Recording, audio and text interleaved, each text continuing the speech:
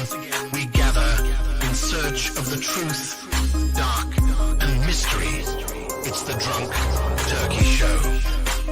Big development today in the investigation into the murders of 4 University of Idaho students. According to state and local officials and court documents, 28-year-old Bryan Kohberger has been arrested. He was arrested and arraigned this morning in Pennsylvania. We have new details on what Bryan Kohberger was doing right before his arrest. Police says a tactical team burst in to arrest the Idaho murder suspect. He was in pajamas and latest gloves, stuffing trash into Ziploc bags. Hey, greetings from the year 3000. It still sucks. This is Philip J. Fry, and you're listening to the Drunken Turkey Show. Your one stop for this sort of thing.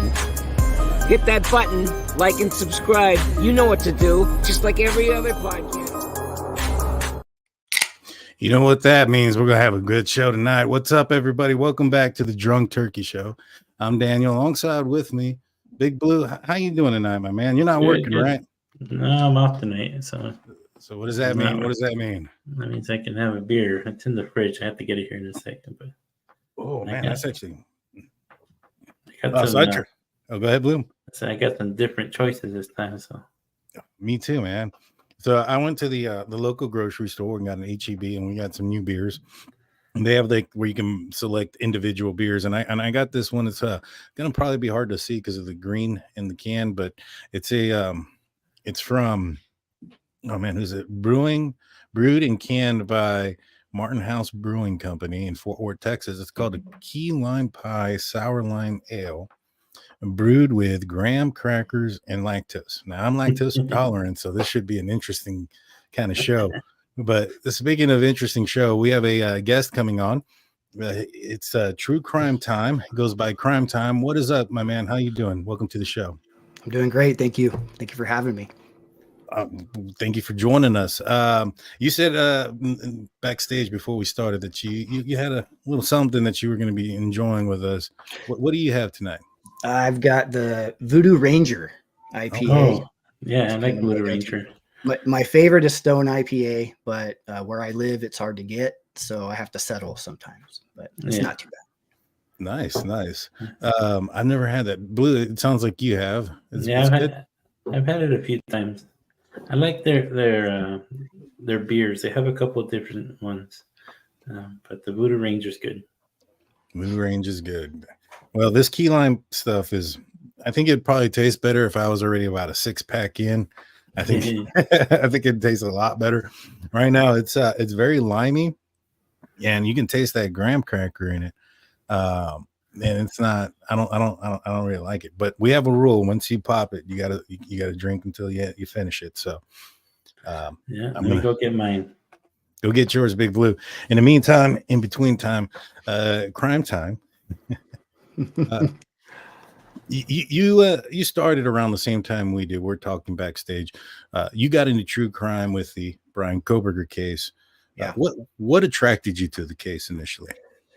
I think initially the kind of mystery and the unknown that was behind it. Right before Bryan Kohberger came along, it was the inner circle of the victims. Right, you had the boyfriends, the neighbor. We had the whole, anybody who was interviewed on the news, you were looking at, right? And it was just kind of the aura that was around the case. And I definitely think the victims stood out. You had these kind of young, beautiful college kids, who were murdered, and then the description of what occurred, and just kind of that unknown of how could somebody go into this house and pull this off? How did that unfold? And then as more and more information started coming out, it became more interesting. And I think that's one thing that's super unique about this case is the amount of information that we do have had access to when it was rolling out right in the public. We had, people were diving into his Instagram account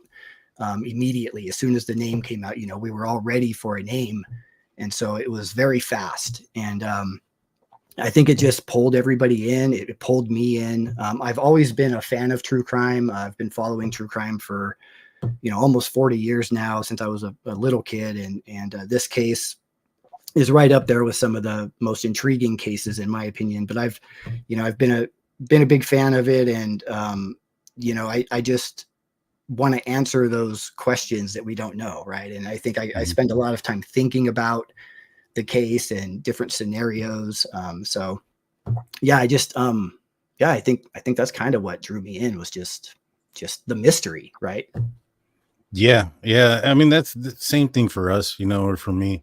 Well, when this case happened, it was the unknown, like you mentioned. Nobody knew who the assailant was, and the further and further away from the crime it got, the bigger the mystery got as well. And like you mentioned, everybody was a suspect. So I feel that after a while, people stopped coming out forward, especially to the media. And we probably could have gotten a lot more information if things were done a little bit differently.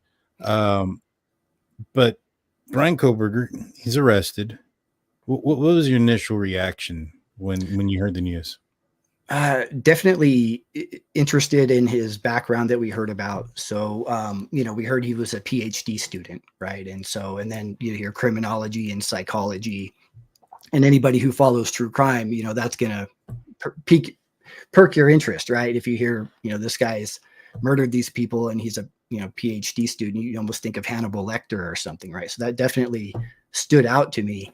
And then I started looking into Bryan Kohberger like everybody else. And for me personally, I did uncover, if you watch some of my really early videos, I did uncover some things that I don't know. I just kind of followed the rabbit hole and it down some very interesting findings.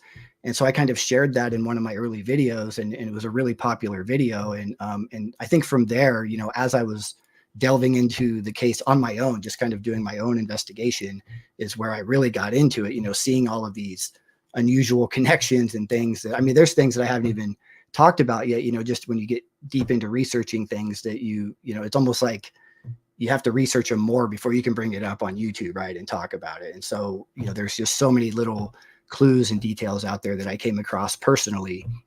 And that was part of why I started the channel, is I wanted to kind of share some of those insights and talk about it and get other people's opinion. That's one thing I really enjoy about the true crime community on YouTube is, you can discuss things, right? And, you might have a theory and then somebody might put a comment in or something that really, makes sense to you, right? And gives you an idea, and then you can, learn more from there. So, yeah. And, I did the same thing. We looked into Bryan Kohberger. We looked into who he was. You mentioned some of the things you uncovered in one of your more popular videos. What was it that you found exactly? Well, I believe I got a screenshot of his Instagram before it was gone. And there were quite a few accounts on there that I just started looking into and following, right? Just kind of looking them up and seeing what they were about. And many of them really made sense. Even looking back, knowing what we know now, many of those things made sense as far as what we had learned or knew at the time about Bryan. At that time, we didn't know as much as we know now, but we had started hearing a little bit about his background from when he was in high school and things like that. And then connecting that to the criminology background, and then looking at some of these things, and then looking at the way the crime happened. There were accounts for knife companies on there. There was one particular account that was kind of like, there's this, I guess, I don't know if it's a culture, but there's a people who kind of are into like a crime culture, right? And so they kind of celebrate crime, and it's kind of like a thrill, right, to commit crime. And so there were some accounts on there, kind of related to that. And, just a few connections there. So there was that, I don't know if you recall that video that was released where it was almost a promotional video, and it had the guy with the baseball bat, and he was attacking the guy in the car wash. Do you recall that? I don't recall it. Do you recall that, Blue? Oh, sorry, I was on mute. Not the baseball bat one. So it was a promotional video, and it was connected to Bryan Kohberger's account, but it was for a product called Goon Tape. And Goon Tape, if you look into it, right, it's actually used to wrap hockey sticks, but it's also very popular with weapons, right? Knives, guns. It's used to wrap. So there's just like I said, as you go down the rabbit hole, you find more and more connections. And then I was looking at some of the victims that were out in Oregon that are still unsolved. The Travis Jutin case that we'd heard about, and the Sandra Ladd case in Oregon. And there's some interesting connections there. I do believe there's a possibility he could be connected to those. It's a theory, right? It's speculation. But I do think it's very possible that he was out in that area before he moved there in, maybe, 2021, kind of planning where he was going to be going for his PhD. And I think most of us would visit an area in advance before we move there. So I think it's possible that he was in that area. So it's just intriguing, right? That's what I think is kind of fun about the case, is you can kind of go down the rabbit hole and see where it takes you sometimes. Yeah. And I do think there's always that possibility. I just, with what we know out of this crime here, I would assume that whoever committed this crime went through a lot of planning, and that type of planning would probably take a little bit of time, to stalk your victim, so to speak, at least the house, that you see the comings and goings of who's coming in, who's going out, when do lights turn off, when do they turn on, those type of things, to determine the best time to commit this type of crime.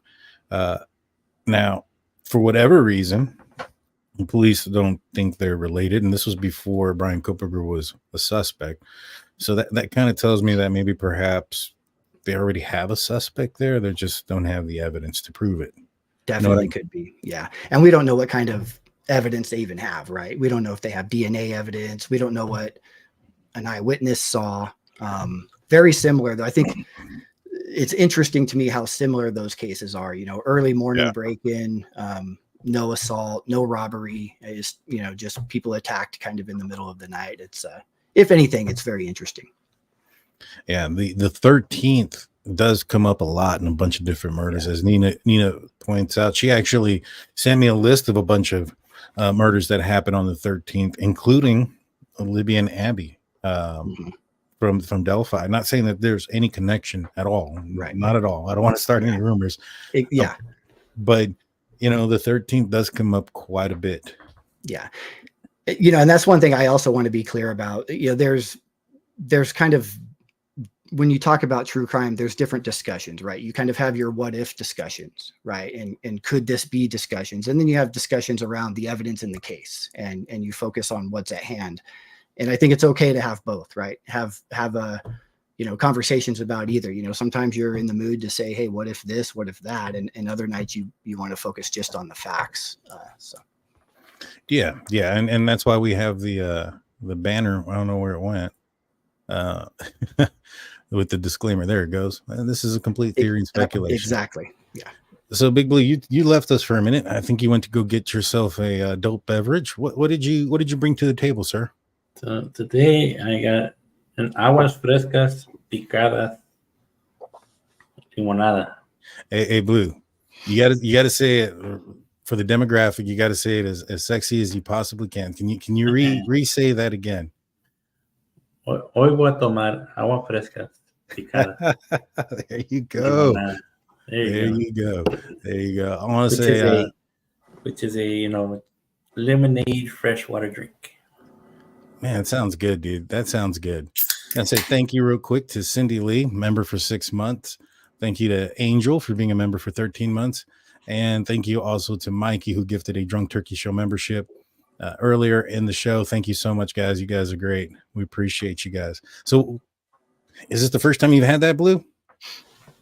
Yeah, it is. And, what do you think? I've had better ones. The what is it? The tequila ones are really good. Estados Hornitos that have the limonada. Yeah, really good. I'm trying to see how much alcohol is in this one. This one's only 4.5% alcohol. Dang, 4.5. What is mine? I didn't even read that. 6.2. Yeah. Damn. I'm gonna be feeling good tonight when we're playing Fortnite. What do you call it? What about you, Blue? When you heard Bryan Kohberger's name, I don't think we've ever asked you on the show. You've been on the show so many times. What was your thoughts when you heard Bryan Kohberger's name when he got arrested? Were you surprised that it was somebody you had never heard of? I mean, of course I am, because I was thinking he was going to be somebody a lot older. When they said his name and his age, that's when I was like, man, he's. I mean, he is older than them, but I thought it was going to be somebody like,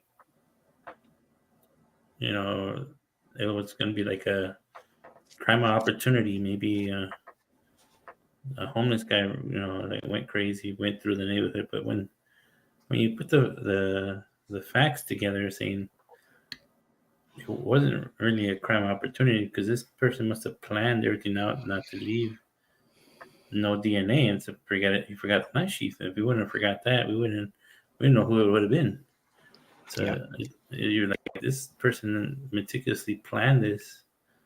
Even then, it's a rough thing to plan because you got multi-level home, multiple people living there, and they didn't hear the screams or to call the police at night. They heard something, but not loud enough to, you know, wake them up frantically from their bed to check and see who's screaming and why.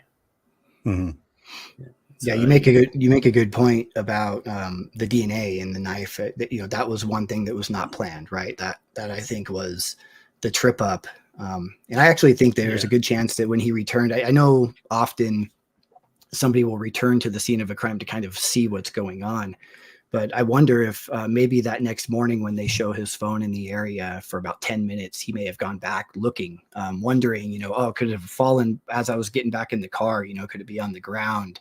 Hoping, right, he could go back and check, and then maybe realized, oh no, it's not here, and then it may have dawned on him that it was in the house. But I think that was. Go ahead, Blue. And I said at that point he would just be panicking. Yeah. Agree. And I when I heard that it was Bryan Kohberger, I was not surprised that it was somebody we didn't know. I had kind of predicted that. Early on, I'd said, a crime like this, 4 people that were taken, if it's somebody close, there's going to be some sort of evidence there, whether it's on the phones or whatever the case may be. The longer this investigation takes to find the killer, or find somebody, the further apart they are from the inner circle, from the victim's inner circle. Meaning, you have your victim who's immediately there. You're looking at boyfriends, ex-boyfriends, family members, friends, co-workers, and then that it gets further and further out. And so I wasn't necessarily surprised that it was him. I was surprised that it was a criminal justice PhD student. You know what I'm saying? And then reading some of the things that were, in the probable cause affidavit, and then also, me being fresh in the true crime at that time, not knowing how many, serial killers there are that have a law enforcement background or training, or schooling. So, it does bring a point where, sometimes, the wolf in sheep's clothing, you know what I mean? Mm-hmm. But crime time. So Bryan Kohberger is arrested. At any point, did you ever doubt that he was the guy? No, I don't think so. I think that I was pretty confident in the investigation at that point that had been done. There was a lot of communication going on from the Moscow Police Department. I knew the FBI was involved.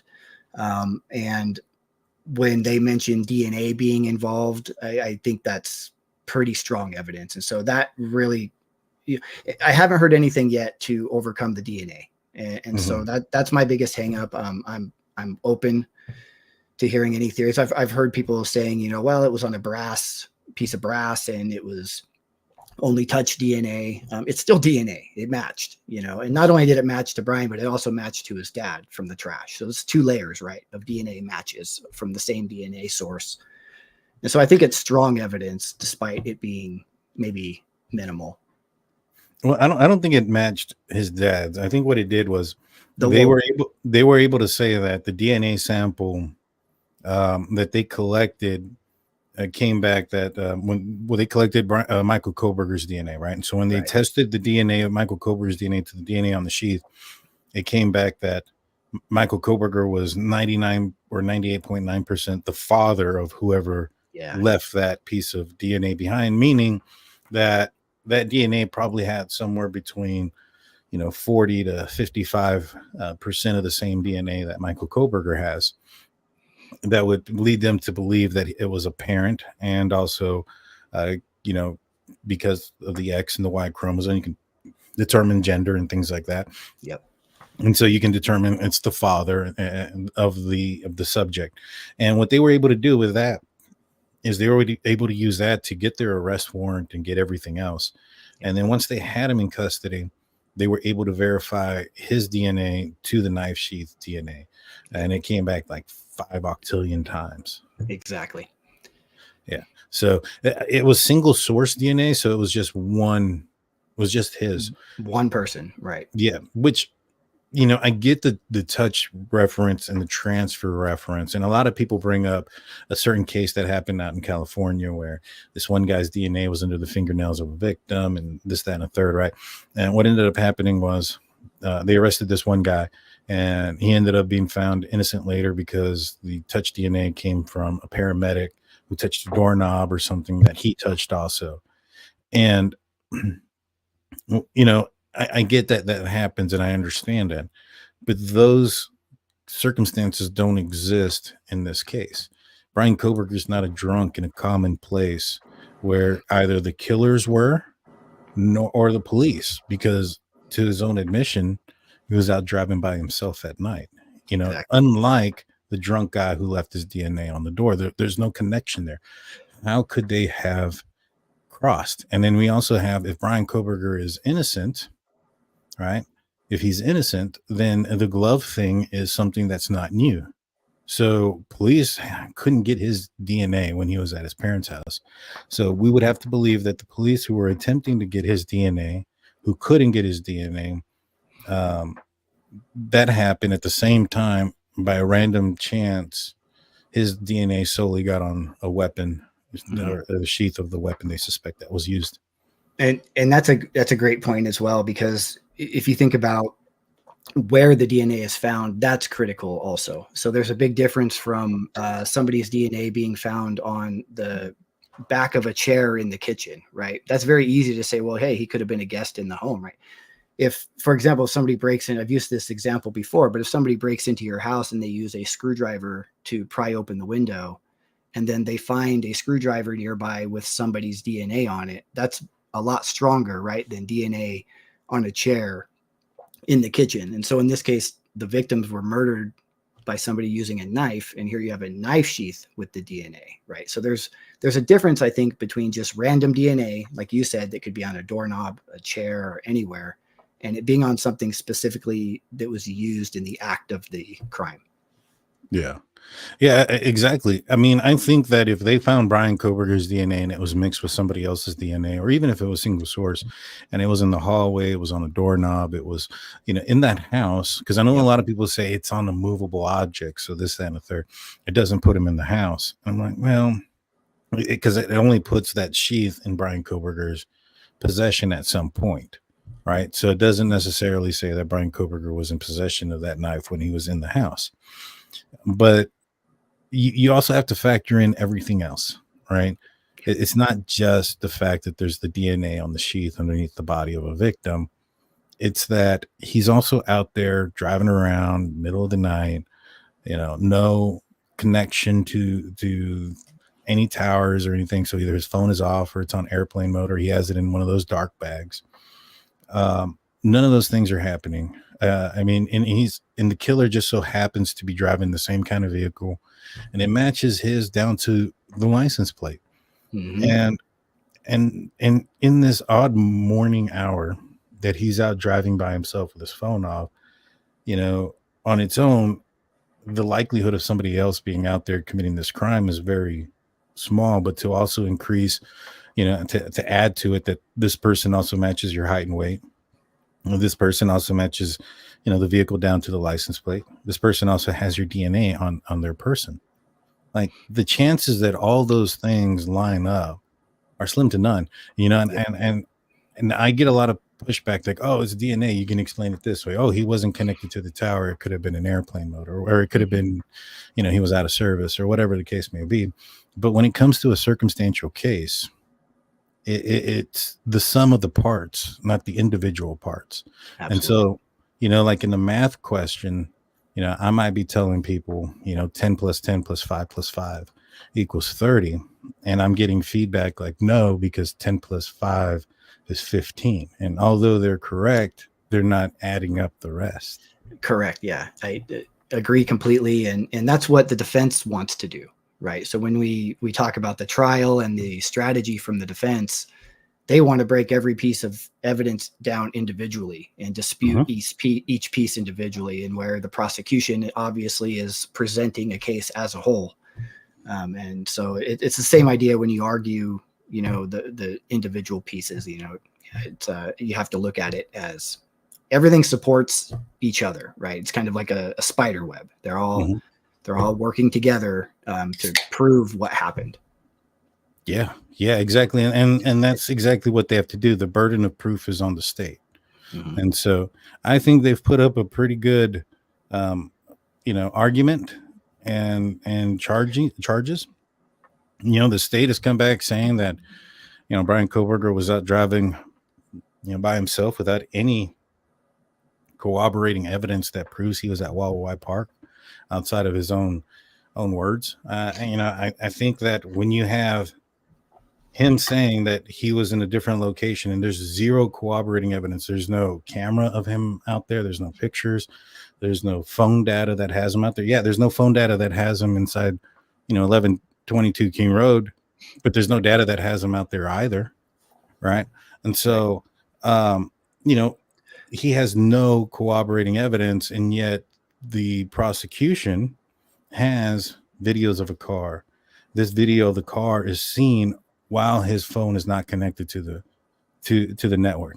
It is no longer seen while his phone is connected. So that on its own is very suspicious, in my opinion. What do you think? I agree. I think the actions and the behaviors also tie into it with, what he did afterward, driving down south, and, they have him on camera doing those things. And so those things are also going to support the cell phone pings and the video. It's not just in that moment of the murder, right? They have body cam footage, for example, of him being pulled over. I believe it was August 21st. He was pulled over when his phone happened to be pinging in the neighborhood on that evening at 11:37 p.m., as it did 12 times leading up to the murders in the late evening, early morning hours. So all of these things add validity to the data, right? And the video supporting the cell phone data, the cell phone in the video, then you have the body cam footage on top of that. We may even have audio, right, supporting the timeline, and in additional, there's other things we haven't even really heard the details on. Mm-hmm. Well, I don't think when it comes to the timeline in which the murders happened, I don't even think the defense is arguing that it happened between 4 and 4:30. I think what their argument is that Bryan Kohberger is not the person in that white Elantra, that he wasn't there in Moscow. And so, when I hear a lot of people arguing, oh man, that white Elantra, that's not Bryan Kohberger. The murders happened earlier, blah, blah, blah, blah, blah. Well, that doesn't exclude Bryan Kohberger still, excuse me. It still doesn't exclude him at that point if it's not him.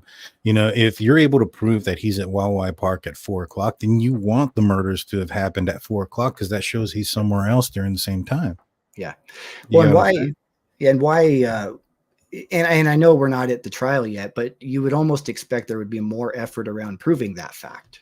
Wouldn't you think that if he was just out innocently driving around, as they claim, there would be at least one piece of video footage showing him over there somewhere?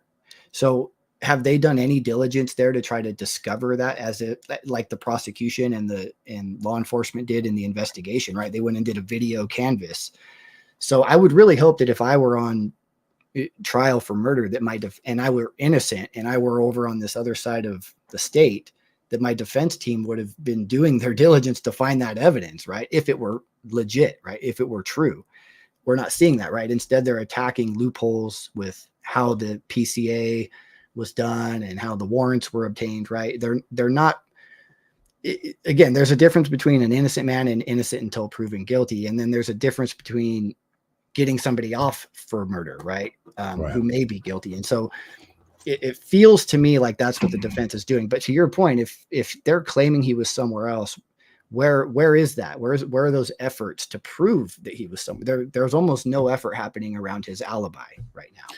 Well, in order for Ann Taylor and the defense team to have gone out there and looked for that evidence, Bryan Kohberger would have had to have told them that that's where he was. And I don't believe he did until recently. And the reason being is back when the alibi was demanded, the defense team was demanding one of their compel, discovery. I think it was like the fifth one or something. And during that discovery or they compel that order to compel that discovery, Bill Thompson said, it doesn't exist. We can only give them what we have. We can't give them more than anything that we don't have. And during that process, Ann Taylor went back when the state now demanded the alibi, and Taylor came back and said, well, that's all Bryan Kohberger basically has told us. We can't give you more than what we don't know. So at that point, Bryan Kohberger had not told his lawyer anything more than I was driving around that night at not a specific time nor a specific place. Right. So we'll fast forward to a couple months ago. They had another demand of alibi. And this is the one before the Wawa White Park. And Ann Taylor said that she was still in the same boat, meaning that Bryan Kohberger at that point still hadn't even told her where he was during that 4 to 4:30 hour. And so, he would have had to have told her for them to go out there and try to find the necessary evidence, to prove that he wasn't there, to corroborate his alibi. Because, and a lot of people are going to say he doesn't have to prove he's innocent. No, but there's a lot of circumstantial evidence that proves that he may be responsible for something. So he might want to, in his best interest, start showing something that proves he was elsewhere. I'm going to answer these real quick. Thank you, Mountain Mama, for being a member for 15 months. Says my favorite YouTube channel. We had a few of these. We have a $9.99 super chat. Thanks as always, DTS. Thank you, Archive Gig. We appreciate you. A to Z became a YouTube member. Welcome to the membership. We appreciate you. And she gifted 5 turkey memberships. We appreciate that. Wow. Thank you so much.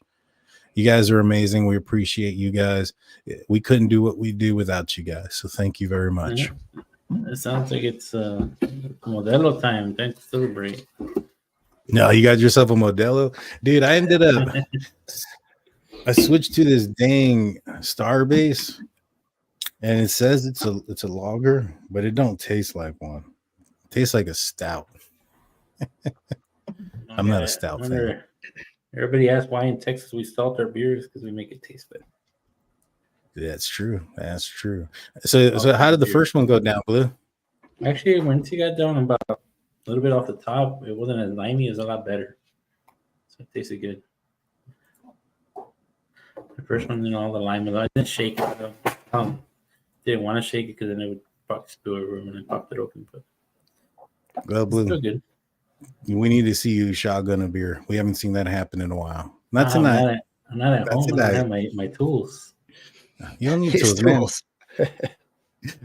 Use a key, bro. I know, but I got some new tools to use. When we were in high school, we didn't use no tools.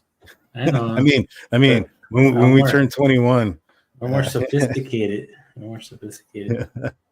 Yeah. I didn't tell you what happened last week, right? I went out for my birthday one night. And happy birthday again. Thank you. Let's just say I ended the night by looking like a bum on a bench, waiting for my ride to pick me up. So like every other Tuesday? Yeah, man. I told my buddy, I'm gonna go get some air, and I just ended up on a bench in the middle. I was like, dude, I couldn't find you for a minute. I looked like a bum, It's like, is that your throw up? It's like, yeah. Oh, dude, no, you can't do that. You can't do that. That's a party foul. I started the night. I think I finished off like 20 drinks. About 20. Dang, Blue. That's not starting the night. That's the whole night. How about you, Crime Time? Where you at on yours? You still on your first? I'm still on the first one. Yep. I did have one before the show though. So technically I'm on my second. Good to know. I'm on my second as well, but this one's not going as smooth. I met a friend at the Coyote Ugly. It was he said he's Ukrainian dude. It was weird. It was funny. Nice. Somehow I was sitting at the bar, and the girls dance on the bar, right? And he's like, "Why are they throwing money? There was money flying everywhere around my head." I'm like, I said, "I'm not even putting on a show yet, and I'm getting money thrown at me." But it wasn't for me. It was for the girls in the bar. At Coyote Ugly, they dance on the bar. So I wouldn't. Good. I have a question for Blue. What do you think Bryan was doing from 5 p.m. until 2 a.m. before the murders? I don't know. He seemed like when they cleaned out his apartment, it didn't seem like he had a lot of, like he wasn't a partier. So I think planning.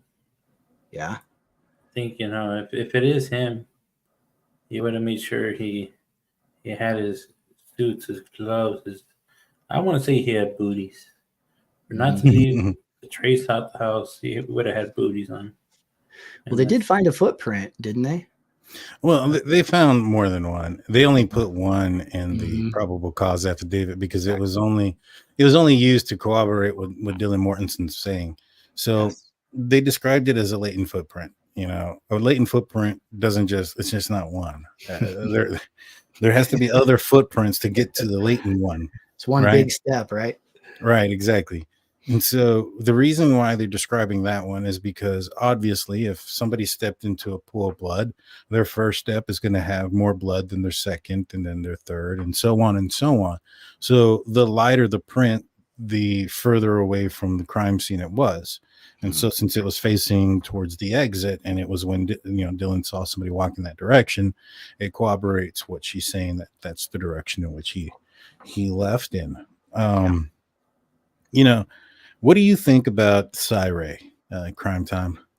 And I've commented a bit on him in a couple videos.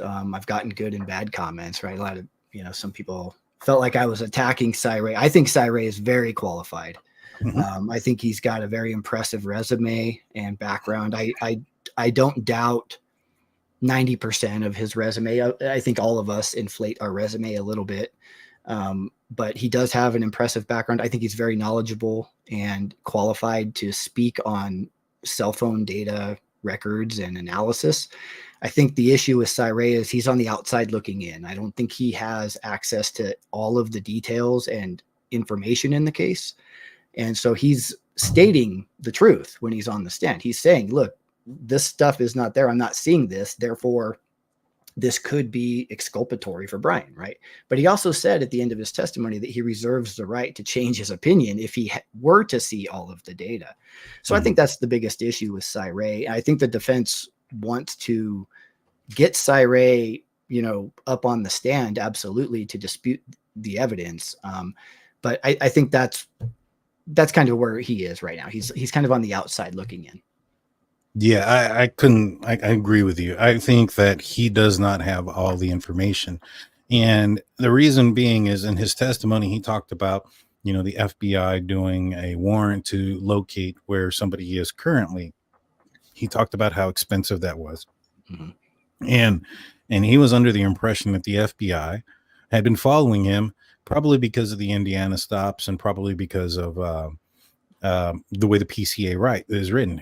It specifies November 29th being the day that the WSU police officer had located the white Elantra. It doesn't specify when Detective Payne talked to him. In fact, in that court hearing is when Detective Payne says that he didn't talk to that WSU officer until December 20th, which is something that I had been saying for the last 7 months to a year, that the police were on to Bryan Kohberger December 19th.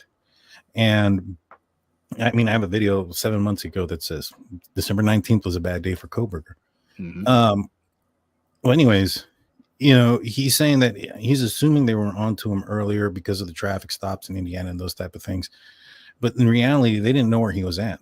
On December 19th, December 20th, he was in the Poconos. They only found him based on the PCA because he drove through a a license plate reader in Loma, Colorado. Yep. So, they didn't know where he was at because he wasn't a suspect until then. Yep. There is no point in doing the IGG if you have a suspect. Like Exactly. if somebody said, there was an informant and said, hey, the person that committed this crime is Bryan Kohberger, they're not going to go and say, all right, let's run his family tree to get to him. No, they're going to go pull his trash to see if his DNA matches. And if they can't pull his trash, the next step is to go to his parents' house and pull their trash. So that way you can get a familial or a paternal or whatever DNA match. And then at that point, you can use that to go arrest your guy and then get a warrant for his DNA as well. Thank you, I Own a Pair, for coming in with a $10 super chat, giving Blue the happy birthday wishes. Thank you, guys. Thank you, I Own a Pair. I also own a pair. Yeah, that was well said, Daniel, because I actually also made a video way back, and it was in regards to those 2 traffic stops in Indiana. And I a lot of people were saying they were tracking him and even attempting to get his DNA, during those traffic stops. I think they were just legit traffic stops. I think he was tailgating, just like those officers said, and pulled him over doing their due diligence. The guy's been pulled over 4 times in 6 months. He's a horrible driver. I hate to say it, but they used the word surreptitiously when they were talking about the police department gathering DNA for other suspects. We know they pulled the trash from Bryan Kohberger. I don't understand how secret it is to pull Bryan Kohberger's DNA at a traffic stop. That's not very secretive, having a cop right there, right? The secretive aspect is they would have followed him. He was going to a Thai restaurant. I don't know if that was true or not, but if he was, he's going to use a plate and a spoon. He's going to have a napkin. Exactly. There's a lot easier and more calculated and secret ways of collecting DNA. That is by far the worst way to secretly collect DNA, is by having a uniformed officer in front of you. And not to mention a uniformed officer approaching a vehicle of a quadruple murder suspect alone, without anybody with him backing him up, right? If that were a planned event, I really doubt they would be sending in a solo officer there. Yeah, no, that's not how it works. A felony stop of that nature, especially because Bryan Kohberger, let's just say, he committed this crime. In his mind, he doesn't know why he's getting pulled over. Mm-hmm. I mean, following too close is kind of like an opinion and judgment based, unless there's an accident. And that's when you can kind of justify that type of crime, at least here in Texas. Mm-hmm. That's why it's not citable. I just want to clarify one thing. My birthday was last week, guys, but thank you. And then also I had True Time. I have a question for you. Do you think it's eating him up inside, Bryan? You know how when he got pulled over, he was really talkative, trying to get out of, he said the part where he's telling the officer, I'm from where the murders just happened, Mm-hmm. Do you think he's like in the courtroom, he's just there quiet, man? To me, I think it eats him up inside, and he wants to talk. Yeah. Now, I'm glad you asked that. This is actually the topic of my next video that I'm going to be doing this week. So be sure to tune into that. But I do want to talk a little bit about Bryan's mindset when the murders happens, at least what I believe was going on in his life. Because if you look back at, he just moved here to the area in June, and it literally only took 4 months for him to be uncovered, right? As he had a lot of issues, right? We've heard that he had issues with students. We know he had issues with professors because he lost his job over it. That took him 4 months to do, right?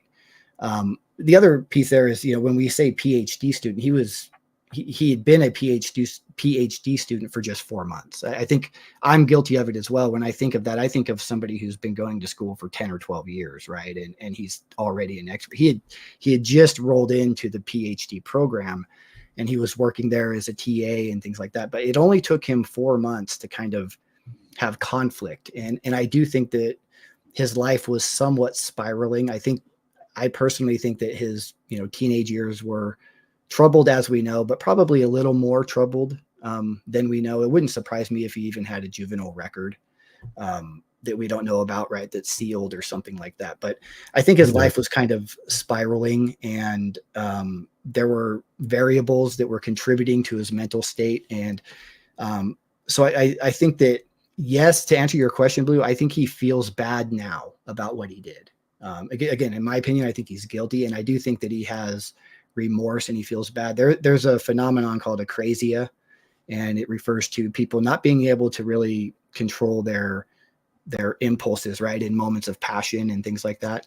And I think that what happens, think of it as like when you're in a heated argument with somebody and you say something, right, in the moment. And then after that argument, you look back and you realize, oh man, I wish I hadn't said that.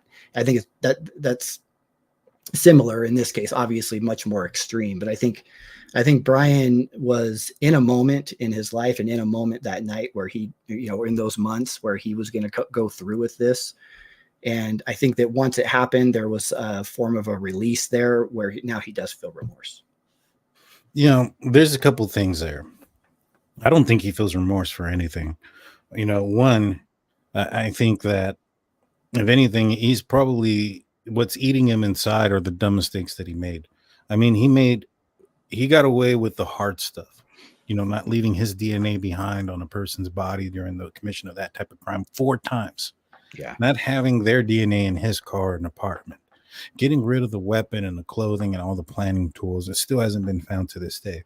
Yet he made some dumb mistakes, took his phone with him, turned it on, left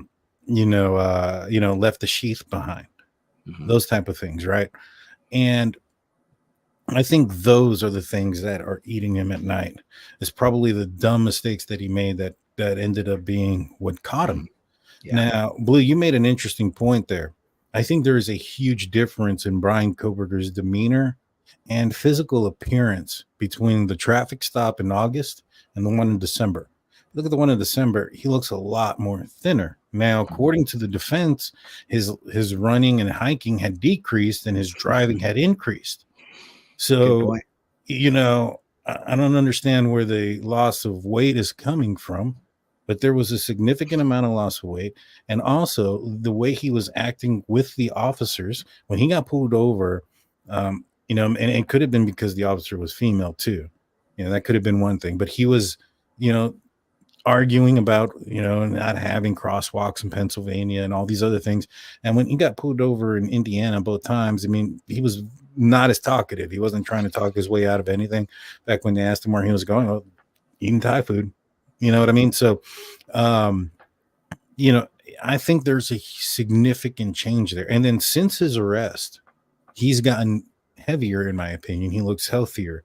Now, I'm not saying that's drug related, but it could be also a situation where, once he committed this crime, if he did commit this crime, he may have stopped eating and things like that, just because he was afraid of he'd leave his DNA somewhere. Mm-hmm. I agree. I was going to ask you this question. Do you think he was using drugs? I think it's very possible that he was. I've noticed the same things about his appearance. And even if you look at his facial expression, you've been a police officer, and, he kind of has that furrowed brow that is common with people who are using amphetamines, and things like that. So I don't know. I've wondered if he may have also been. Now, this also brings me to one other point I wanted to make. So when we talk about, he had applied, right, to work at the police department. And when I talk about his life kind of spiraling, we know that they recovered marijuana from his parents' home in Pennsylvania. Okay. So we assume it's his, right? We're probably pretty confident that it's his. So when you apply, when you apply to be a law enforcement officer, they don't just drug test you. You also go through an evaluation, right? And even polygraph in some situations. And so if he were serious about, because people who kind of argue his innocence say, well, he's this PhD student, why would he do this? And all of these, he had everything going for him. I don't think that's the case necessarily. I think that, that's another kind of clue there that he wasn't necessarily on the right track, right? If he's applying to be a law enforcement officer, you can't be doing that. So it's just interesting to me that they found that in Pennsylvania. Well, maybe he was already turned down for the position. Right. There's no need to stay clean anymore. Yeah, that could be. You know what I mean? I mean, he may have been cleaned up until that point, but I do think that when you look at Bryan Kohberger's past, and from what we know, right, I don't see him being a prime candidate for law enforcement as a law enforcement officer because of his past. I don't see him passing a background check. I mean, he's had problems all the way to high school with women. And although, the school hasn't talked to the public or anything like that, but there was a lady, Camilla Beers, I think is what her name was. She talked about, certain instances when, students were moved from one place to another because some of the behavior. She even said that it makes sense that they arrested Bryan Kohberger for the crimes based on some of the things that he was accused of back in high school, and that he didn't even finish high school in the classroom, that he had to finish it online because of whatever actions it may have been that caused him to be moved from the law enforcement class to the HVAC class. You have that scenario. You have the drug addiction scenario also that was going on in his life. And then you have, apparently, this is allegedly, there was some issues at Northampton Community College. And so, he also lost his job as a security guard. He was forced to resign while he was a student at DeSales. So all those things just kind of, it's just a lot of smoke there. And typically where there's smoke, there's fire. Big Blue, what were you going to say? I was going to say one of the things that there's a lot of studies out there that show is the use of the type of drugs he was using. Mm-hmm. They really affect the mind a lot. Mm-hmm. I mean, some people never recover. And they sometimes become paranoid, schizophrenic off of just a few time uses. I agree. And I think it's also possible he relapsed, right? To your point, Daniel, it could have been recent, maybe not even right after the crimes, but he may have relapsed in the months leading up to the crimes. He may have been clean for a while. And typically when people relapse, it's harder, right? It hits harder and it can affect them even more than it was when they kind of had that tolerance built up because they've gone so long without using, and then they fall back into it. Something happens and he kind of falls back in. And then, like Blue said, his mind could have been affected by that. Again, using heroin as a teenager, I mean, it happens, right? But I'm just saying that's a big red flag on other issues. Yeah, I mean, I see just the effects of what heroin does to people. Just driving down the street, there's an area by the school that I go to. Half of them are homeless, and the other night I sent a video. I'm not sure I sent to Daniel. I was pumping gas. This lady must have been high on heroin or something, but she was like yelling at the loudspeaker. Over here in Texas, a few gas stations have decided to push the homeless out of their parking lots and not sleep in them. They play classical music, and they play it a little loud. And I think it's funny because classical music soothes me, but to them, I guess it annoys them. And this lady was yelling at the top of her lungs at, I think it was 2 a.m. and had gone out and pumping gas afterwards. And she was like, they're talking to herself, saying, Jesus, why are you yelling at me? It's like, this is classical music. This is Beethoven. Not Jesus ain't yelling at you, but, the effects of drugs will set somebody's mind elsewhere. Yeah.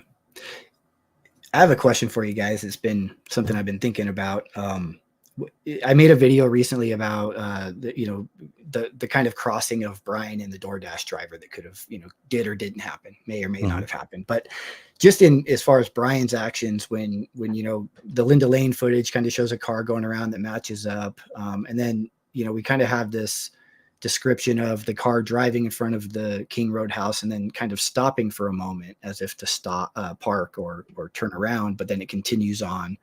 What do you think was going on there? Being a law enforcement, ex-law enforcement, Daniel, I'm curious what your thoughts are. What do you think was going in Bryan?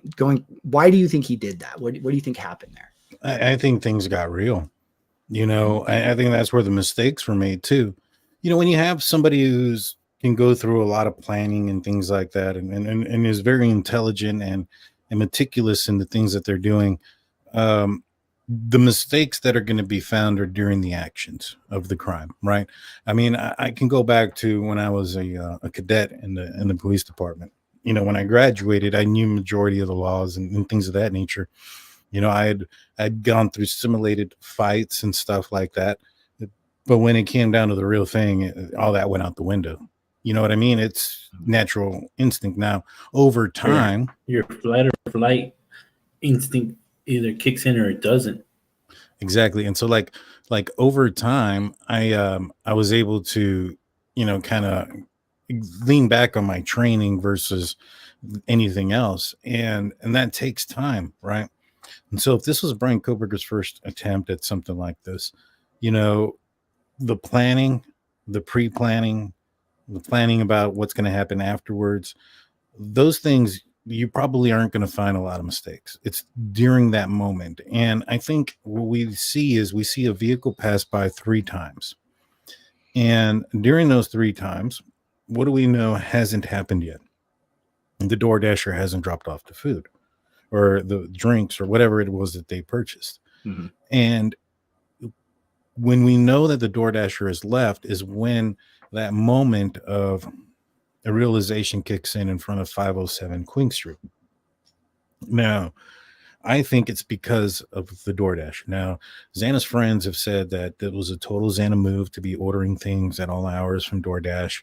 You know, it was a common thing. So I would assume that if she was used to doing something like that, you can't choose your DoorDasher. So I would think that she probably would be aware that her address is confusing. It faces King Road, yet it is called Queen. And so I would anticipate somebody with experience in some of those type of things would leave on some sort of indicator that that's where the house for the drop off would be. Now, let's just say that indicator was a light outside and inside the house. Mm-hmm. Now, I don't know about you guys, but when I order DoorDash, my DoorDasher don't stick around. The DoorDasher goes, drops it off, and it's gone. Usually I see the car leaving by the time I open the door. Yep. So the time that it takes from, you know, somebody to enter the King Queen Road intersection, go around the apartment complex and leave was like 40 seconds. Yep. And so he was there at 3:57, 3:55, somewhere around there. And then he's not back until 4:05. Yep. So there is plenty of time for a DoorDasher to pull in, drop off the food, turn around, and then pull out before Bryan Kohberger ever would have known that that would have happened. Now, if there was some sort of indicator that it was on for the DoorDasher, I'm assuming that once the DoorDash was picked up, that indicator would be turned off. Now, if Bryan Kohberger wasn't aware of a DoorDash delivery and all he saw were lights on and lights off, he's probably thinking they went to sleep. Yep, I agree. I think that was the moment that he knew it was go time. Like you said, it was, you know, everything that he had been kind of circling and waiting for to be just right was finally happened, you know? Yeah, I agree 100%. And I think that that's why we also see the mistakes. I mean, he pulls in front of 507, right? And then he stops there for about 12 seconds, and then he cuts back, then he turns back in front of the and according to the PCA, he attempts either to park or do another turnaround, but he can't.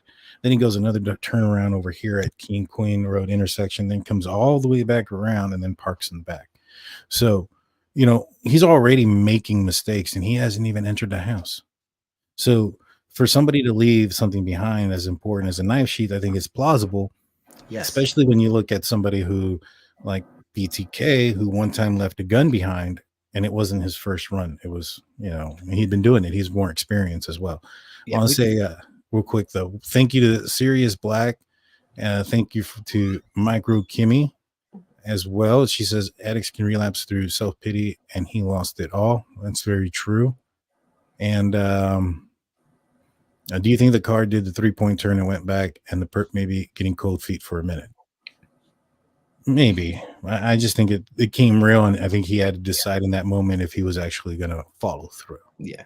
We try to rationalize, right? Why, you know, people ask, why did he make these mistakes? Why did he do these things? As if he were thinking rationally in that moment. And to your point, he's not. He's got this rush happening, right? And this adrenaline going on. And And he could absolutely be making mistakes or be unsure about what he wants to do. I really think that kind of that sudden stop moment, I think he was thinking about making a hard left and going up the hill there and parking behind right there. And I think, kind of looking at the house, and I think he kind of had that moment of, and then realized he couldn't, because it's really narrow in front of the house, realized he couldn't make it and just went around and then looped back around that final time. But to your point, he was in that moment, right? That was the moment that the switch turned on, I think. Mm-hmm. Yeah, I agree. And, that's, like I said, that's when you expect to find the mistakes. And there was some mistakes that were made. There were some big mistakes that were made. Yeah. And when somebody makes those mistakes, like turning their phone on, leaving the sheath behind, things like that, you would expect those people to get caught. I don't understand where the disconnection is. Somebody made those mistakes. Right. Somebody took their lives. It wasn't made up. To me, the other major mistake was taking his phone. That was a major mistake. Yeah. If he had this planned out, he should have left his phone at home. Should have used the burner phone and risked it that way, or learn the roads at night. Plan it. Yeah. That way he can make it back home without having to use the phone. Unless he had no choice. I know, as I said, unless he couldn't afford it, or maybe he just overthought things. But just leave the phone at home. That would have saved you. Nah, man. I was at home the whole time. You just turned on a light bulb for me, Blue. Unless he needed to keep his phone with him, right? What if he's a criminology student in Pullman? We know, according to the PC, not the PC, I think it was Howard Bloom article that when he was referencing the 911 calls. The 911 calls go to Pullman. If he had access to some sort of device or app or whatever the case may be, that he could listen to dispatch, that might be a reason why he turned his phone back on, right? He wanted, and that, if you go back to here recently with Rex Humerman, he went through a lot of meticulous planning and things like that, and his background isn't criminal justice, and he put down get a police scanner. So I think it's highly plausible that he had one of those, and it required his phone, whether it required his phone to be the tool that was operating the dispatch, or it was providing the hotspot internet service for it. But that would also answer the question why he went back at 9:00 without fear of getting caught, because even if it's not on the news, at any point in his drive from Pullman to Moscow, police could have been called. Yep. Bodies could have been found. A perimeter could have been set, and then his license plate would have been taken down. And so, in my opinion, the only way you make that mistake is if one or two things: one, you're high and you're not thinking straight, or two, that the bodies haven't been found, and that's because you have some sort of device that tells you. It's a great point as well, because remember when they stopped him in Indiana, they were right in sync with what was happening with that incident with Brent Kopacka, right? I mean, they knew to the minute what was going on. Oh, they just arrested the guy, the SWAT team, right? They're on the road even, right? They're out in the middle of nowhere on the road, and he was following what was happening back in Washington. And so I think it's very plausible that he was listening there. That would make sense. Yeah, I think that there's that possibility, and I think that he may have had access to a dispatch given his position as a criminology student, as a teacher's assistant in the criminology department there. Yeah. Well, I was going to say there is, because now I'm getting into the other field. There is, the radio frequency dispatches, and there's a new form of dispatch that's out because they don't want everybody to show up to the scenes no more because it's causing so many issues. There's so many YouTubers like us that will show up to the crime scenes and park everywhere, and police can't park. So some of the local stations here in in SA, some of the counties, and little towns in between, they're going to like a cellular service kind of deal. Only the dispatch and the police officers can hear what's going on. I think they'll also send alerts through when the Brent Kopacka incident was happening, they were alerting the students, right? There was kind of like a shelter. I don't know if it's shelter in place anymore. I think now it's run, fight, hide, or something like that. But they communicate, right, when there's something happening. So I would imagine if, once they found the students, it's possible they would have communicated something. I don't know. What do you think? Run that by me again, the first part. So I saw during the Brent Kopacka incident, there's for students, when something's happening near the colleges, they'll send out an alert, right, to the like WSU, Pullman, the community. And so they're saying, hey, active incident in place or active shooter in place, right? They communicate that nowadays because of all of the incidents that happen. And so I wonder if, he could have also been following that, right? He may have had a scanner, but do you think, though, if they had discovered the crime scene in Idaho, that would have gone out to the college kind of in that way? I don't think it would have gone out to the college, but it would have been on the dispatch. You would be able to hear it Right. from the dispatch, codes, call in this, call in that, call in an inquest, a coroner to come do an inquest on the bodies. There's a lot of things that are going to be going on. People arriving, detectives arriving. They may even go to a private channel, which does just say, hey, go to channel 13 or whatever. And if you have the device, you just turn it to 13. Well, at least that's how it was 20 years ago when I was a cop. So I don't know. It might be different now. But yeah, Andy brings up some questions. He says, so none of you is bothered by Payne couldn't find any video or cell providing BK driving to Moscow. Well, here's the thing. So this goes back to what Cyree was saying and the last court hearing.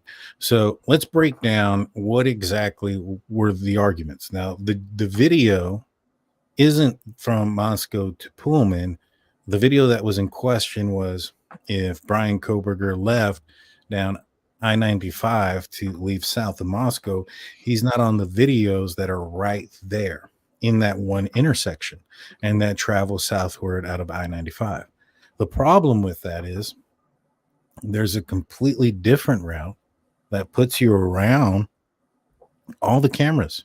Now, again, we can look back at Rex Heuermann. He did camera recon. Now, he was not somebody who was familiar with how police investigate or things of that nature. So I would suspect that Bryan Kohberger's planning and details and things would be higher or be more sophisticated, more meticulous than what Rex Heuermann was doing. Just as much as I would expect Rex Heuermann be able to pull out some architectural drawings of some sort of building better than what Bryan Kohberger could, because it's not his field. So there is no video of him in that one block, but there is one other route. Now, we found out in trial this last hearing that Moscow's traffic cameras don't save, right? But who's to say that Bryan Kohberger knew that? Now, there was a traffic cam right there at 95 and Palouse Drive. And so if Bryan Kohberger didn't know that, he would have assumed, because there's a camera there, that it's working. You can't assume it's not working. You know what I'm saying? Mm-hmm. So you have to make that assumption that it is. So you have to plan a route that's different than that area. There is more than one area to get around. Now, when it comes to the cell phone, I don't understand the compare and contrast where Cyree says that there's no cell drive test between Pullman and Moscow. And he said, in any case, you would want that. But the prosecution's not saying that they have cell data that from Pullman to Moscow from Bryan Kohberger. They say that he turned his phone off or put it in airplane mode in Pullman near Nevada Street. So you can do this test drive, but what are you going to compare it to? Same thing with his phone inside of the house. His phone wasn't on or connected to the network, or hell, it could have been left in the car while he was inside the house.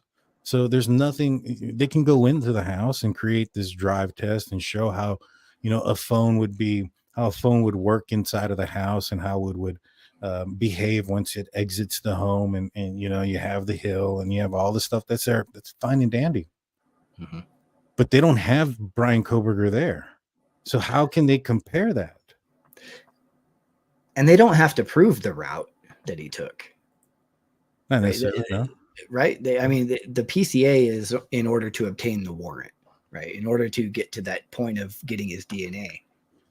Just because they state that the cell phone data suggests that he took I-95 south, you know, and crossed, you know, wherever over to Uniontown, doesn't mean that's what he did.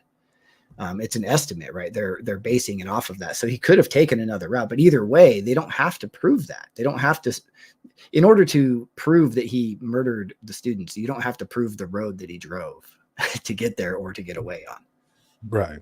I mean, all they have to prove is that he was in the house, or that the sheath belonged to him. Mm-hmm. I mean, go ahead, Blue. But it's also, it's still, the prosecution has a lot of work to do to convince the jury that even though his DNA is on the sheath, that he was probable of causing that kind of slaying. And the other thing too, though, guys, is when it comes to trial, and I think people are getting confused a little bit. The prosecution has to prove their case beyond reasonable doubt, not beyond all doubt. So what that means is that, is it possible that there's Bryan Kohberger has a brother out there that nobody knows that committed this crime? Right. It's possible. I mean, is it possible that somebody else has the exact DNA that Bryan Kohberger does, drives the same car and stuff like that? And, you know, there's a 1 in 5 octillion chance. So there is a chance.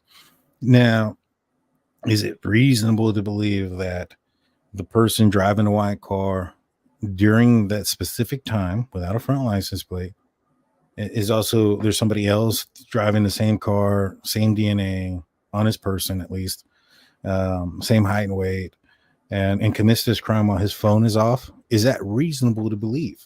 I don't think it is. And that's just the PCA. Now, once we find out more things, like, for instance, that they found out where and how and when he purchased the knife and the knife sheath. Mm-hmm. You know, that adds even more suspicion, because now that can't be found either. Yeah. And, you know, the Dickies clothing that he purchased, that can't be found. So the knife sheath, the clothing, the stuff that police suspect him of utilizing during the commission of the crime that they know he purchased is nowhere to be found. Great point. Sometimes what you don't find is just as telling as what you do find. Exactly. It would be different if he had those things still and they came back not a match. Like, for instance, if they can tell based on the stab wounds that at one point, you know, the assailant hit a bone and it bent the tip, right? And then you go look at the knife that Bryan Kohberger has and there's no bent tip. It's perfect. Yeah. Well, there you go. Exactly. And, you know, the shoes as well, you know, the shoe purchases. And, you know, when you talk about just kind of each thing connecting to the whole story, you know, if you have a footprint or footprints in the house, they can tell a lot by those prints. And so, for example, if you have a receipt that shows a recent purchase of a pair of shoes that would have that same tread pattern, and then you see the tread pattern is also unworn, right? The wear pattern there, that just kind of adds to the validity of the match, right? Mm-hmm. All of those things that we don't know about yet. We don't know the results on a lot of that evidence that they're processing. Yeah, I mean, there's so much evidence that we don't know about yet, and a lot of that will come to light during the trial. Right now, the pre-trial hearings are all going to be like, you know, the defense compelling. Then we're going to have, you know, the change of venue, and they're going to try to say that it's one-sided against their client, and they'll probably win that. And I actually hope they do. I hope they get the change of venue. But, you know, they're going to have, you know, suppression hearings, and they're going to come up with their theories and stuff. And, you know, if you just hear it on and you only listen to one side, you're going to be like, oh man, they're really giving it to Bryan Kohberger. But you got to listen to both sides. And at this point, the prosecution really can't say anything because it's not their time yet. It's not their turn. Once trial starts and then they can present their case to the jury, that's when I think we're going to get some jaw-dropping information about who Bryan Kohberger was, what he'd been doing in his time in Washington State University, what he had been, some of the accusations that led to his removal as a teaching assistant at Wazoo, some of the accusations with some of the students that were made of him from there and other places. So we'll see. Yeah, we've seen those warrants. There are some warrants out there in regards to some of those records, right? I believe I want to say there was like a civil, something that has to do with a civil type record through the school there that somebody could have filed that they did, file for because they were looking into that. Any type of complaints against Bryan, any history there of conflict with any students, things like that. Mm-hmm. Yeah. Twizzlestick says, Twizzlestick's a fan of the show. Thank you for tuning in. He says, that means it's not his car by Floyd's or Red Star, doesn't it? Well, the Red Star coffee thing, we looked it up. There's banks on both sides of Red Star. There's gas stations. There's other pieces of evidence that have camera footage, unless in that one brief moment, which is plausible, that aliens came, they picked up Bryan Kohberger and they dropped off the real killer in that moment. That's why he has Bryan Kohberger's DNA, because he was in his car. Right. And in that one moment where only Red's Cafe could capture that, that's why they don't want to show it. Yeah. That doesn't make any sense, my man. Now, there's also the aspect of they're not really hiding anything. The police have told Ann Taylor and her defense team where it's at exactly. I think I can tell you, it's in a green thumbnail in evidence at Moscow. And in fact, that's what Payne and even Ann Taylor said, oh, it's in that thing that she has access to. And she even asked the judge to order her to go look for it, to do her own job. I'm like, dude, they're paying you a lot of money. Go do it. Go look for it. They're not hiding it from you. Yeah. They don't think it's pertinent, so go find it.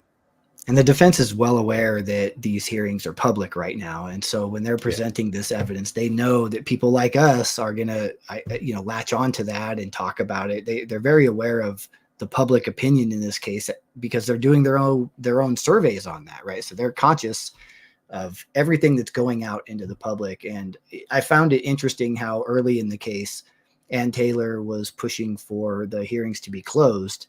And now they're more pushing for them to be open in certain situations on things that they want to kind of bring to light. Right. Yeah. Yeah. Hold on. And I think old boy asked something about Floyd's also. The thing about Floyd's cannabis shop, that was something that Ann Taylor said that Cy was going to say. He was going to be able to go up there and testify that the vehicle passing in front of Floyd's cannabis shop wasn't Bryan Kohberger's vehicle based on the evidence that they had at the moment. Then when Cy gets on trial or on stand, he says that there has been a recent evidence or whatever that discovery that was brought up. They never bring up that Bryan's car wasn't the one at Floyd's cannabis shop. That was the one thing he was specifically supposed to go and testify to. So I think you can put two and two together when you think of he's going to testify that this isn't true based on the evidence that's there. They get more evidence, and now he's not testifying to that. What is the answer to that equation? Is that, well, he cannot prove that was not Bryan Kohberger, or else we would have heard that. Right. Connor Kinder says Cy wants the mapping from Pullman to Queen Street for his previous 12 trips. But see, here's the thing. Does it matter? If they have him in certain locations in Moscow and they have him on video or on surveillance during those times, right? You don't really need to know how long it takes to get there, even on those trips. If he had his phone on those other 12 times, right, then you probably can map out and corroborate and pinpoint with camera footage that you already have of that time frame and say, hey, You know, this says that Bryan Kohberger was stalking. This is just says the 9 times. You know, on the 9th time at this time, and that he arrived there at this time. We have this camera footage from King Queen Road, the next door. Does this white Elantra pass by at that specific time? Boom, it does. So why do you need the rest of it? I mean, it's just you don't, and that's kind of like some of the prosecution when they're saying like a lot of the stuff that the defense is complaining about is irrelevant, like the IGG, grand jury, this argument, et cetera, et cetera. They're not even going to introduce it at trial. They're saying, you know, some of these items. Yeah, the purpose. There was a purpose for that information, right? And that was to get the warrants that they needed. Now they want to move forward, right? They're looking ahead to the trial, and they have the hard evidence that they want to focus on. Meanwhile, the defense wants to introduce as much confusion as they can. Yeah, for sure. I mean, that's their job. Now, I think they might be going a little bit far, a little bit too far, especially like, you know, when you have Idaho law that's specifically specifies a deadline for an alibi, and you have them clearly going around that. You know, I just think that in that situation, you know, I don't know. I'm not sure I like the defense's tactics so far. Oh boy here says, I know for a fact, nice, he knows for a fact that there are dozens of strangers touch DNA in all 3 of your houses. Touch DNA means nothing. The problem is that the touch DNA in my house, if it came off of somebody, it transferred in here, right? Now, how does it transfer in here? Usually it has to be taken in by another person. So if I transfer DNA to, let's just say, Blue, and I'm walking by and my shoulder rubs up against Blue's shoulder, right? Well, Blue's shoulder has his DNA. Now it has mine. You should find a mixture. You get what I'm saying? So no matter what. Now, the problem is also is that DNA wasn't found in the house per se. It was found on a sheet that was carrying the supposed murder weapon underneath the body of a victim inside the button snap, and it was single source. Mm-hmm. It means a lot. Now, I was going to say that there's one thing that you won't find in my house is a knife sheath from an unknown person. Right? Mm-hmm. So, I mean, yeah, you can, that was kind of our point earlier when we talked about, you know, DNA could be anywhere in your house, but where it's found does have significance, right? Being on a knife sheath underneath the murder victim, it adds another layer of validity and importance to that piece of DNA. 100%. Twizzlestick says if the PCA is irrelevant, that means it was an illegal arrest. No, that doesn't mean it's an illegal arrest. There's certain processes that have to take place. The probable cause affidavit is just enough to get an arrest. That doesn't mean that's proof beyond reasonable doubt or any of those things. It's just, do we have enough for a warrant to arrest this person? Now, what they had at the time was, well, Bryan Kohberger's dad's DNA. They didn't even have Bryan Kohberger's DNA yet. So now that they have Bryan Kohberger's DNA, do you think they're going to bring up Bryan Kohberger's dad's DNA? No. What's the purpose of that? There's no point in it. I mean, you know, and the same could be said for a lot of things that are there, you know, referencing, you know, these pings and stuff. Well, we know that they also have, you know, his GPS locations from Strava and these other things that they had warrants for. And so a lot of that stuff's going to end up being irrelevant. It was just relevant for that moment. Now, when it comes down to court, it's the evidence that proves he's guilty, and the prosecution or the defense has to, you know, poke holes into that. Yep.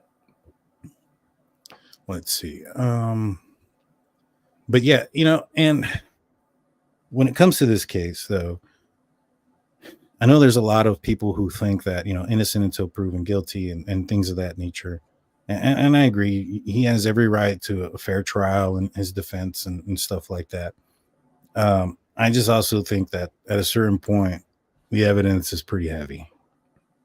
You know what I mean? And there's nothing really substantial from the defense to counter anything. I mean, he's stargazing is what was doing, apparently on a foggy, overcast, icy night in a park where you probably aren't seeing a lot of trucks going in there, in that area to ice the roads at that time. The park was closed.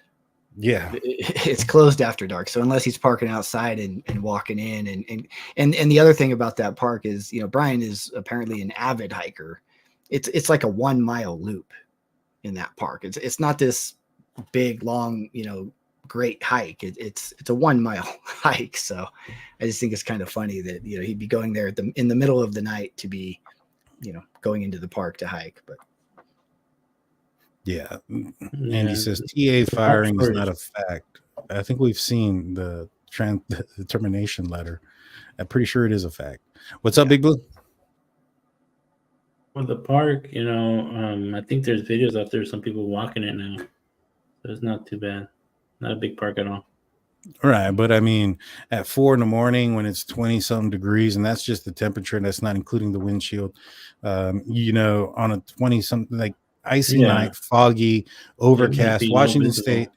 Right. It's always precipitation in that area because of the, Washington State has a lot of the state has a lot of forest area and stuff like that. So none of that makes sense. None of it. There's nothing that Bryan Kohberger has said. And there's really not a defense that has been made that he's innocent. Everything has been some loophole, like, grand jury heard the wrong stuff, or the IGG, we want to know, who our cousins are that pointed you in this direction. Like, none of it is like in Delphi. In Delphi, they got something different there. And to claim, that maybe the evidence is, corrupt or something like that, you got to remember how many agencies are involved. And the grand jury, to your point, they saw the evidence, right? And they saw enough to indict Bryan. So, I mean, you would have to, to kind of claim that all of this stuff is invalid. You also have to kind of claim that all of these agencies and people are invalid, right? An entire grand jury came to an agreement that there's enough there to indict Bryan. So they've seen things that we haven't seen. There's clearly enough there. And then I look at the body language as well of the prosecution. They don't seem nervous to me at all. They seem extremely confident. They're smiling. They're kind of smirking as Ann Taylor and Bryan's defense team is bringing up, the way that they got the evidence, the way that they came about, identifying Bryan. To your point, they're not defending Bryan's innocence. They're targeting, misconduct by law enforcement and the way the investigation rolled out instead. But when I look at both sides in these court hearings, I see a very confident prosecution team. I do too. And Twisted Sticks comes back saying the prosecution, they seem to be pretty quiet. And I brought this up earlier. There's a process in which things happen. Right now, it's the defense's side, and defense, is going to bring up their stuff. The time for the prosecution to talk is during trial. So they're going to be quiet. Every prosecution is going to be quiet at this point. You're not going to hear anything. Now, when it comes to what the arguments are, do you think, and I'll ask you guys, do you think that Ann Taylor is going to bring up arguments at this phase that aren't in favor of her client? No.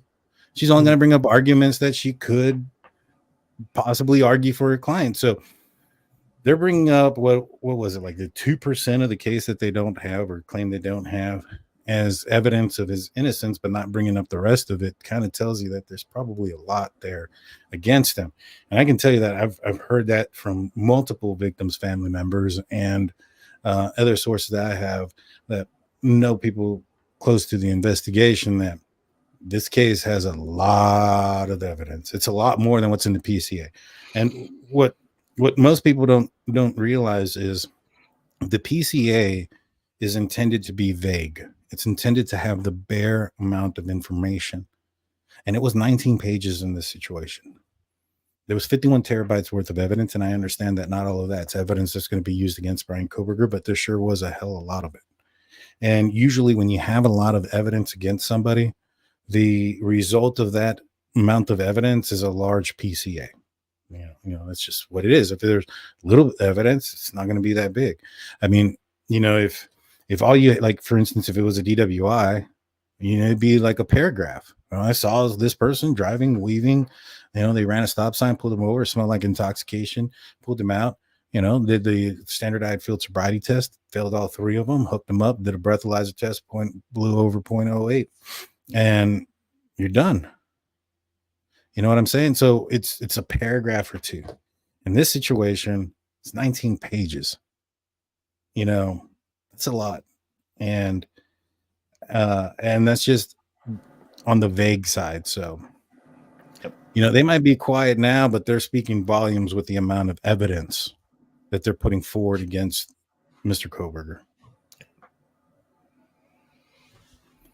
And so, I don't know, man. We had a interesting guest on yesterday. We had Howard Bloom, the author of the Airmail articles on the Idaho murders, and also on a book coming out called When the Night Comes Falling. It'll be coming out on June 25th. If you haven't seen that interview, I highly recommend you go and check that out. But in this interview, he kind of alluded that Bryan Kohberger's father came to the realization that Bryan Kohberger may have committed this crime. I think that's impactful, in my opinion. And when you go back and you look at the statement from the family, the first thing that they say is, or one of the first sentences there is, that we have fully cooperated with law enforcement, and that they are invested in Bryan Kohberger's presumption of innocence, not that he was innocent. Do you think that those 2 sentences in that statement say anything? We'll start off with you, Crime Time.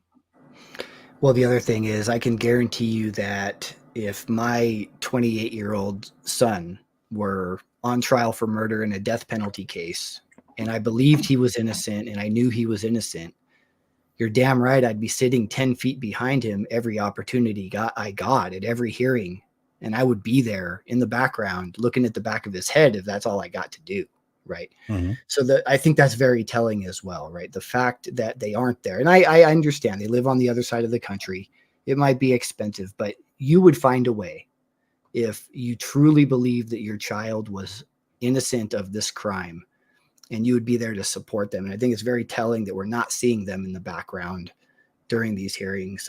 I would really hope that my parents, right, would be there for me and my friends, and I would have a gallery sitting behind me. So I think that's another angle there. And I do agree with you. I think that the parents probably know a lot more about Bryan than we do, and his capabilities, and probably have seen signs of what was to come a long time ago.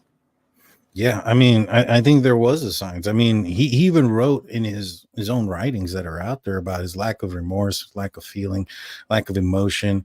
He sees people as meat sacks, I think is what he used, the term, that he doesn't, no remorse, things like that, that he considers himself an asshole, and so on and so on. Yeah, I mean, what do you think, Blue? We'll go to you. I think by the father's aspect, he might have had some, questionable doubts if it is him or not. But as a father, you still want to be behind your child. But some, maybe not 100% saying he's innocent, but just to support him, even if he's, right. Even if he's guilty, his family still has to be there. Right. It sucks, but I mean, if you look at the other case of Jeffrey Dahmer, his dad was there. Even though his son was an animal, he still supported him as a dad. Yeah, I mean, at the end of the day, Bryan Kohberger's life is on the line, and you would expect, that to be there. You're absolutely right. Now, understandably, on the other side of the country, they might be having some financial problems. It's been reported that both his sisters were terminated from their jobs and things of that nature. But, when you hear a family say presumption of innocence instead of innocence, I think that speaks volumes. And Michael Kohberger, allegedly, and from what I had heard, and this is what I had heard before talking to Howard Bloom, was the one that was arguing against the fact that Bryan Kohberger was the assailant. And if he came to that realization that it could possibly be his son, I mean, that's a father, that's somebody who defended his kid against the other family members allegedly. And then if he also comes to that realization, I don't think it's going to be very hard for 12 jurors to come to the same realization. And when they're also presented with more of the evidence and not just what they know. So I don't know. I think it's pretty, maybe not open shut, but pretty close to it. I think they have a very strong case. I do too. What do you think is the weakest part of their case, if anything? Where your concerns are? I think it's possible that there was maybe some slight overstepping in the investigation in regards to, potentially the FBI and the way they did acquire, maybe some of the information. Maybe they didn't follow every cross every T and dot every I the way they should. Remember how much focus was on this case and catching somebody in the pressure. And so I think it's possible, that something like that could come to light. Now, I don't think that's necessarily going to put the conviction at risk. But I think it's possible that something like that could have occurred. I mean, whether it's the November 29th, the WSU officers, we had two officers essentially on Bryan Kohberger at the exact same time, which is very strange to me, right? So you had one officer pulling up his data on the computer, and then 30 minutes later, you have another officer at his apartment complex identifying the vehicle. So I can see the argument there of maybe there was some sort of communication there, right, that put those officers on to Bryan Kohberger. And I do think that could be one of the angles that the defense has here and some of the things they're bringing up.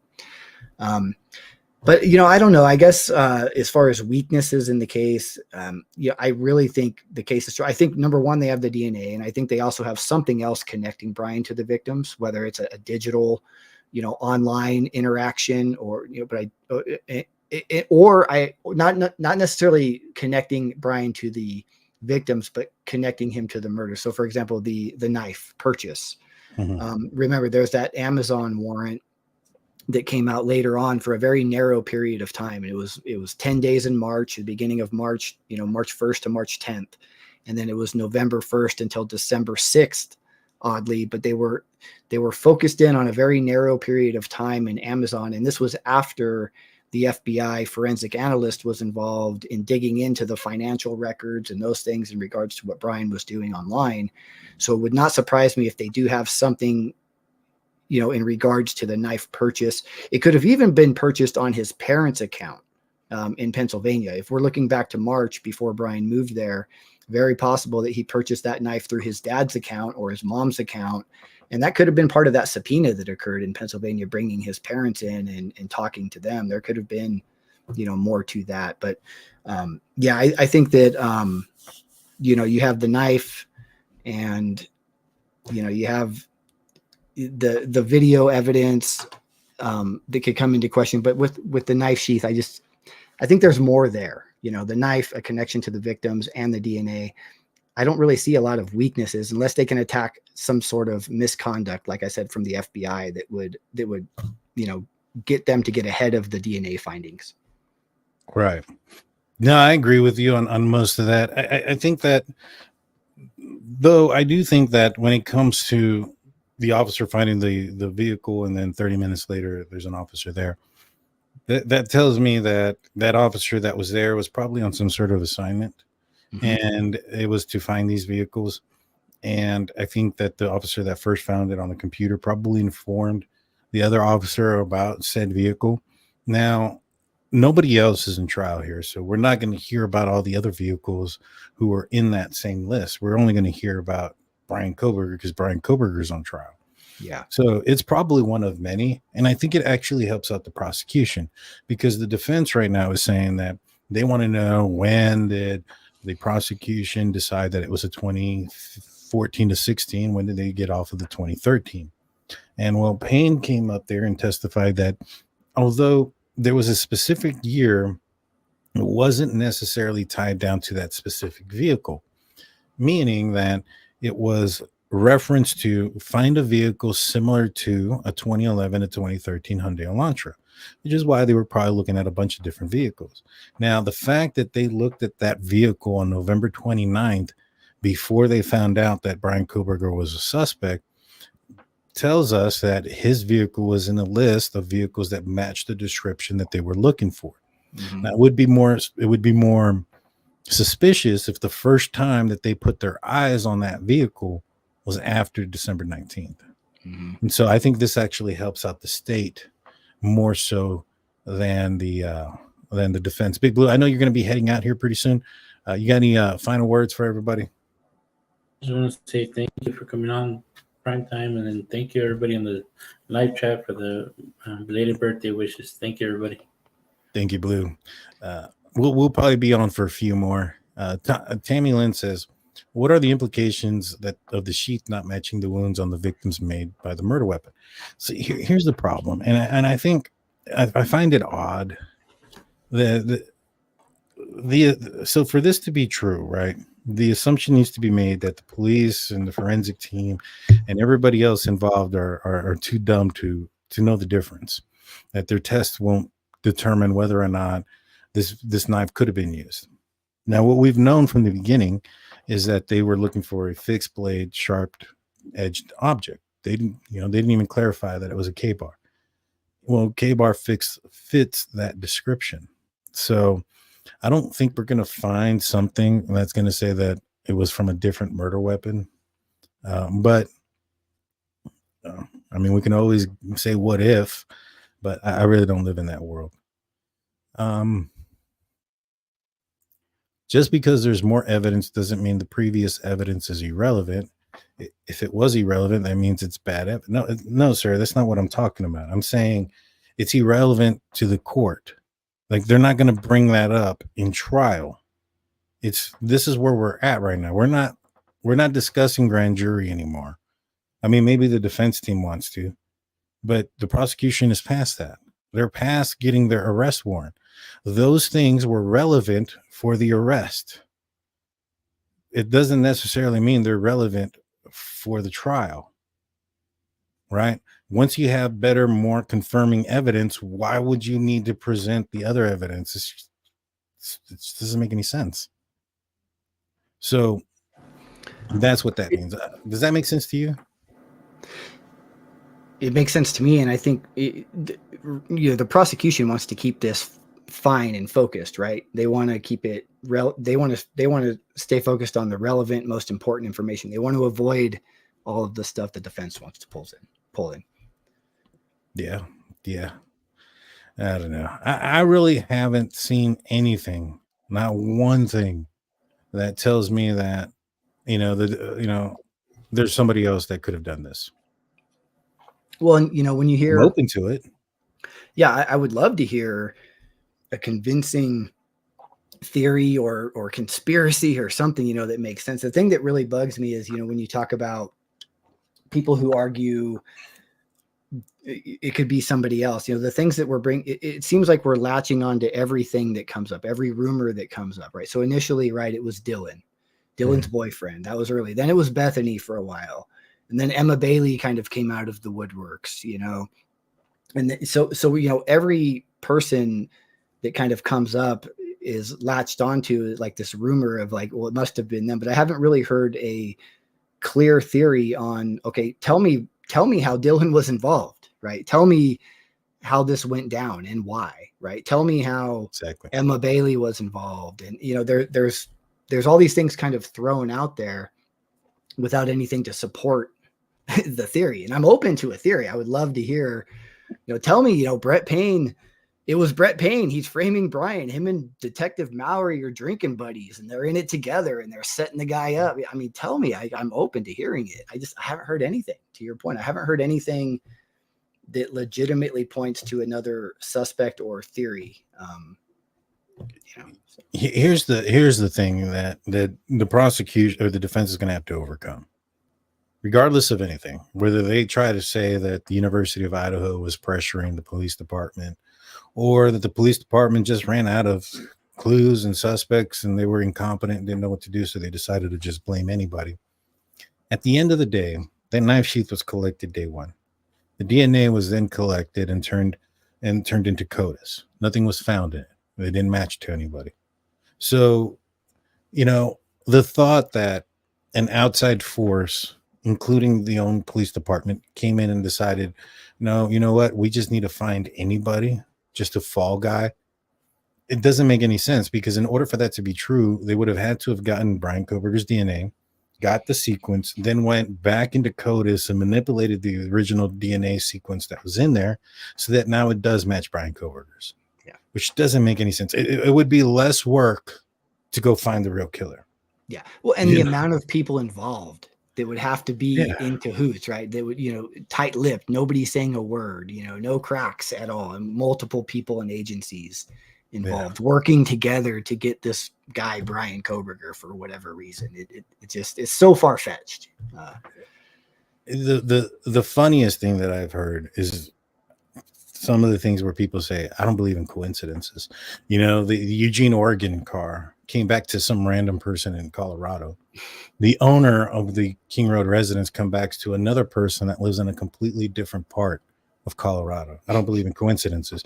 Yet Bryan Kohberger being out and about the night of the murders with somebody who matches his brief description, who has his DNA on his person, who also drives the same vehicle as Bryan Kohberger. That's not out of the realm of possibility. Mm-hmm. But the fact that somebody else and this and that, I just find it. I can't stand the hypocrisy in all those type of things. Well, and the fact that you can ignore so much of the things that we have seen as far as evidence goes. You can argue the evidence, you can question the evidence, but you can't just ignore, right, what the prosecution and law enforcement has presented against Bryan.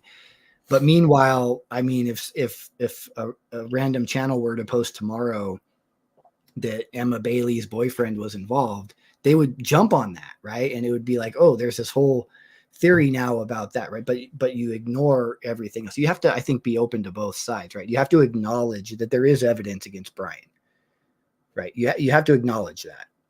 Yeah. They have, I mean, his own defense team has said they have a critical piece of evidence in this case that the prosecution got through a subpoena. So they're unhappy about how they got the evidence, but they've admitted that there is a critical piece of evidence in this case that they don't like. Obviously, it's not favorable to Bryan.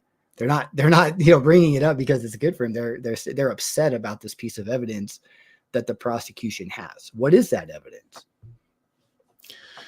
Oh man, it's probably the purchase of the weapon, the purchases of of a lot of things, man. Mm-hmm. There's so much in this case that we don't know. I mean, there's some that I know more than others just because of some of the context that I've had. And even in that small amount of information and the small amount of information that is out there, I cannot reasonably believe that somebody else committed this crime. Now I'm open to it. Now everybody keeps coming up with the same crap, right? Oh, it's the frat guys. I'm like, dude, like somebody went in there, killed 4 people and didn't make a noise, didn't yell, didn't do anything. And you expect a drunk frat dude to do that who's roid raging? Come on now, man. Like seriously, if you believe that, come on. Or a love-struck boyfriend, that lived down the street, yet there's a white car driving around 3 times before the murders and then seen after the murders driving at a high rate of speed. That's coming from somewhere else other than Jack D's house, because that intersection right there would have caught him leaving. Yeah. So, there's so much there. Like you just by deducing stuff and with the information that there, you can deduce all this crap. The fact that the University of Idaho was like, oh, we need to find somebody. So you mean to tell me that Moscow Police Department somehow knew who Kohberger was? I know people have said it's because he applied for the police department. Well, he applied for Pullman, not Moscow. And they knew who he was, and they decided that he was the perfect fall guy versus, I don't know, several hard drives worth of suspects they've arrested over the years. Right. You get what I'm saying? Like none of it makes sense. There's absolutely none of those things make sense. Now I'm open to something that makes sense. Now, if somebody came up to me and said, hey, there was this guy, Big Blue, he was in Bryan Kohberger's class and, Bryan Kohberger was too hard on him. So He went out there and framed him, because of this and that. Okay, you know what? There's something behind that, maybe, possibly, right? If you can prove that. And he also drives a white car. Oh, wait, all right. That I might be able to get behind somewhat.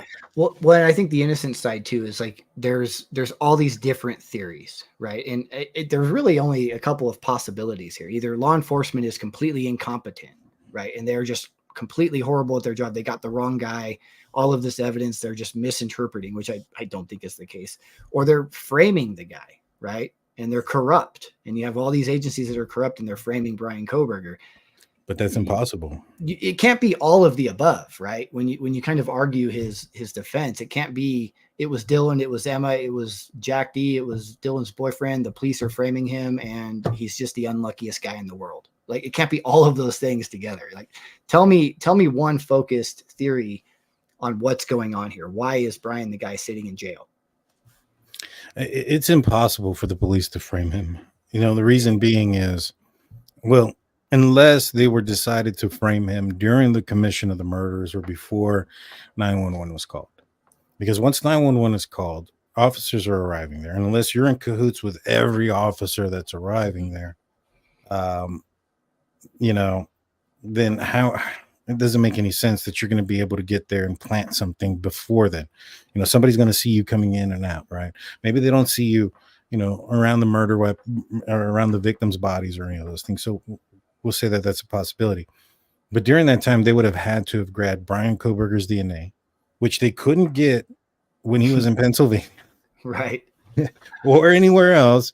They would have had to have gathered his information and placed it, or his DNA, and placed it on the sheath prior to it being collected by Idaho State Forensics. Yeah. That's the deadline. That is the line. Because if they thought of Bryan Kohberger after that fact, DNA has already been found. It's already entered in CODIS. So that's the deadline. They would have had to have known that's the fall guy. Yep. So and why? And it just doesn't make sense. I think we agree that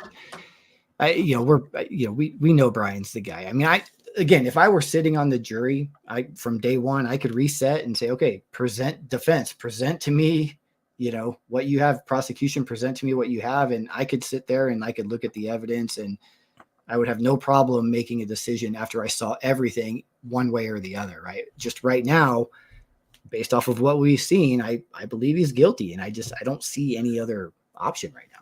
Well, how much of the defense's arguments are actually going to make it to trial? So they're arguing about the grand jury stuff. If we get to trial, they're not going to say, ladies and gentlemen of the jury, they didn't give the grand jury all the information. That's not going to happen. Exactly. You know what I mean? The IGG, it's not even admissible in court. Even Ann Taylor said it's not going to be used. The judge said it's a futile point. So, is Ann Taylor going to go, hey, inadmissible evidence and state, allow this to be in the record? There was an IGG done and there's no objection. There's no nothing. They're just going to allow the jury to hear all. Like those things aren't even, their arguments aren't even going to make it to trial. The only one that they have that could possibly make it a trial is the Syray. And I think they screwed up. I think that if Bryan Kohberger would have opted in for a speedy trial, he'd probably have a much better chance of walking. I don't think he would have walked, but I think the chances of him walking would have been greater. The prosecution wouldn't have had their case made all the way. And, at the time, they didn't know who the 3 unknown DNA users were. We found out at the last trial that the prosecution has, at the request of the defense, gone and did the extra DNA workups on those DNA profiles. And so that's probably already found. And if that is already found and they can eliminate that, I mean, then the prosecutor or the defense can't even bring that up in court. Yep. They wanted to argue that the white vehicle in front of Floyd's cannabis shop wasn't Bryan Kohberger's. And had they gone to a speedy trial, they would have still had the same evidence that they had in that moment. And they could have argued that. Now we know that they're not arguing that anymore because they had their opportunity to argue that and they didn't do it. Yeah. And so evidence has come in since then. And also, if you're in, trial, and you have 3 unknown DNA samples in the house, and you have, Cyrus saying all these things, which even him on his own words were saying that they're fixable. At that point, I think it's powerful. Now you've given the prosecution a chance to fix whatever mistakes they may have made. Mm-hmm. And they're just basically giving the prosecution a stronger case, in my opinion. Yeah. I think that I don't think that they've presented a very convincing case so far. They're not really presenting their case. I mean, I'll give them that, but I'm just, from what we've seen, I'm kind of surprised at the way it's played out and the way that they've the things that they're targeting in the defense of Bryan. Mm-hmm. So far, all the evidence has shown me that he's innocent. There's literally zero evidence besides. I mean, there's a lot more, bro. I mean, his phone was off during that specific time. There's the vehicle that matches his. There's the DNA on the weapon underneath the body of a victim. And there's an actual sighting of the killer who doesn't exclude him. Now, if Dylan said that she saw a Hispanic or African male walking in that was 5'4" and 250 pounds, then that wouldn't have been Bryan Kohberger. Mm-hmm. But it doesn't exclude him. The description that she gave, as vague as it is, includes him. His phone wasn't on. I mean, there's so much evidence that's against him. I mean, like I said, this is another example of when I tell people 10 plus 10 plus 5 plus 5 is 30, and I get back, no, because 10 plus 5 is 15. Obviously, it was touch DNA, but there's more than just the touch DNA behind it. Thank you so much for bringing this comment up, because now I can show an example of what I mean when I say that I take the whole problem at its whole to get the answer to the equation. And some of those that argue against me look at the problem in pieces to argue the whole. And it's not a winning argument. Do you think if it were to go, let's say, Daniel, there was no DNA on the knife sheath. However, they have the knife sheath and a purchase record of a knife, of a K-bar or a K-bar knife sheath. Maybe he had the knife already, but would that be enough? What do you think about that? It could be. I mean, if he would have kept the knife sheath with him, I think they would have figured out who he was. There's so many red flags that are coming out of his behavior at Washington State University that it would have gotten to Moscow. They would have checked his phone records based off of the citation they got. They would have seen that his phone was off during the commission of the murders. And if they were able to find out that he still had a purchase, I mean, it's strong circumstantial evidence. The DNA definitely puts the cherry on the top in this situation, which is the other thing. It's the cherry on the top. It's not the main piece of the dessert, right? It's just the top part. So I think it would be difficult, but it's not impossible to have charged him for this. The DNA was one thing that made me question if they were going to be able to find Bryan Kohberger guilty or not. And that was because in the Airmail article, Howard Bloom said that it was so small that they couldn't come up with anything. And I don't think that's true, because if Othram had to have gotten involved and created a DNA profile, there would be documentation of that. You can't fake the Idaho State lab finding the DNA and uploading it at a specific time, right? Again, unless you're going back and going into a national database and changing things in hopes that nobody sees it, it's highly unlikely. It's my understanding that the defense had also requested some of the DNA for additional testing, and so there must have been enough there to also, have left over to handle. Sometimes there's such a minute amount of DNA they can barely test it, and then they have to be careful about that. But I read somewhere that the defense had requested additional DNA so they could do their own testing.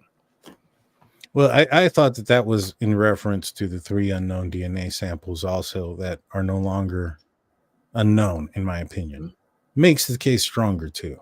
Yeah. If you're able to go through there and, if the defense is going in there and giving you a playbook of how they're going to attack the prosecution, right, by all means, let them do it. Let them have their little open hearings and stuff, because all they're doing is showing the prosecution their hand and how they plan to attack. And I mean, when you don't have anything else, even the most illogical things. Mhm. I mean, if that's your only chance, you know what I mean? And that's the only hope you got. It's kind of like with the IgG, right? The IgG is not admissible in court because the Othram or the FBI didn't compare Bryan Kohberger's DNA to the DNA on the knife sheath. They got the DNA on the knife sheath, they created a genetic tree, and they said, hey, it might be him. It's not even a 100% guarantee it's him. Now, the way that you test this out is by if the person that they say is, let's just say in this instance, they say it's Bryan Kohberger. You go and get Bryan Kohberger's DNA and you test it and it matches to the DNA on the sheath. That means what the IgG did was correct. Now, if they would have said somebody else, let's just say it was James Hoppenberger, Bryan Kohberger's third cousin, third time removed, and they say, hey, it's that guy, and they go and they DNA test him, or they pull out his DNA, it doesn't come back as a match, that means they did something wrong in the IgG. So the mere fact that the DNA on the sheath matched to his DNA tells me that the IgG was done correctly. Right. So this would literally be equivalent to a lie detector test that Bryan Kohberger would have failed because it didn't go in his favor. So Ann Taylor is literally arguing, I mean, it would be equivalent to her arguing for a failed lie detector test to be entered in as evidence so that she can hope that the person that administered the lie detector test did something wrong. Yeah. And all the IgG is a clue. It's a lead, right? Yeah, that ultimately led to the positive identification of the DNA on the knife sheath once they were able to arrest him. So it's just a lead. Yeah, exactly. You still have to prove your case. It doesn't matter what you know, it's what you can prove. Yeah. I could have gone in there with a Victoria's Secret, wings on and a little tutu and said, hey, I'm the true crime fairy and Bryan Kohberger is your guy. Mm-hmm. Well, that doesn't mean they're going to go arrest him, kick in his door, or get any warrants. That means nothing. They still need to go find evidence against him. Yeah. You know what I'm saying? But it's almost as if some feel that they shouldn't be allowed to do those things, right? That's kind of how the defense is presenting it, as if it's this gross overstepping of Bryan's rights, right? In order for them to investigate, to find who murdered these college students. And so I think that's kind of one of the angles that they have there. If they can prove that there was an overstepping there, then that could open the door, right, to motions to suppress and things like that. Exactly. And Mark comes in saying the sheath was found and collected by ISP. It was out of the house day one. The DNA was collected within a few days. MPD was not involved with the sheath, never laid its hands on it. So, like I said, I mean, and he brings up a great point. That's true. I've seen drone footage from day one where you see ISP on the scene. Mm-hmm. So let's see. So do you have any questions, man, or anything else for us? I know we've gone over 2 hours now. What do you want to tell anybody about your channel? I'm going to pull it up right now here in a second. I appreciate you having me on. I'm a smaller channel, so it's very nice of you to reach out to me and invite me onto the show. I hope I can come on again. I really enjoyed hanging out with you and talking to you, and maybe I could have you on my show. But anybody watching, if you want to jump over and subscribe, I'd love to have you. I try to do at least one live a week. I'll throw in some other kind of edited videos as well every now and then on some different theories. But again, I'm kind of a true crime fan like everybody else, and I want to create content for everybody that you can kind of sit back on a Friday night or a Wednesday night and relax, and maybe it'll make you think a little bit, and we can have some discussion. So I'm very active in the comments and in the chat. I read every comment, and I definitely appreciate everybody's support, and I really enjoy discussing the case with everybody. So I'd love to come back, Daniel, if you ever have me, and maybe you can come over to True Crime and do a live with me. Well, 100%, man. I'm always down to have a great an amazing conversation with somebody else. I'll be down to have you. I'd love to have you back on. This is his channel, guys, and to search for him, it's easier if you put True Crime Time 007. I like that. He's got 23.2K subscribers. Let's get him up there. I'll be on his channel soon, I hope. Yes. And Yes. you'll check me out there. And thank you again, True Crime or Crime Time. I really do appreciate you coming on and giving us your insight. And this was an excellent conversation, I think. I enjoyed it, man. You're a great host. Thank you. Thank you, guys. Well, guys, I appreciate everybody's here. If you are still here and you're not subscribed, I'm not sure what you're doing. Hit the subscribe button, hit the like button, ring that notification bell. You know what to do. I'll be back on Sunday-ish, maybe. It's Father's Day, so we'll see. We might have a members only this Sunday. For all the fathers that are out there, if we're not, happy Father's Day. Y'all stay blessed. Have a safe weekend. And even if we don't agree, guys, we can all just, agree to disagree and still be respectful to everybody and respect everybody's opinion. Y'all have a safe night and see y'all next.